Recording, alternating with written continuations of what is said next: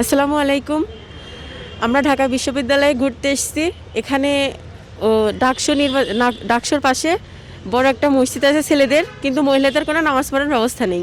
আমরা ডাকসু কর্তৃপক্ষের কাছে দাবি জানাচ্ছি মহিলাদের নামাজ পড়ার ব্যবস্থা করার জন্য।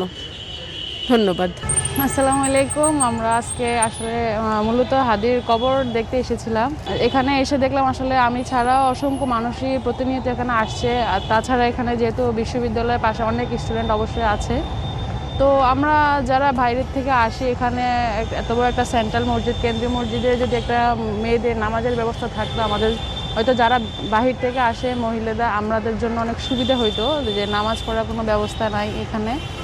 তো আমি আসলে প্রশাসনের দৃষ্টি আকর্ষণ করব বা ডাকসুর দায়িত্বে যারা আছে তাদের কাছে থেকে বা বিশ্ববিদ্যালয় প্রশাসন থেকে আমি এটা চাইবো, আবদার করব যে তারা যাতে এখানে একটা মসজিদে বা মহিলাদের একটা নামাজের ব্যবস্থা করে, তাহলে আমাদের সবার জন্যই সুবিধা হবে আর কি। ধন্যবাদ।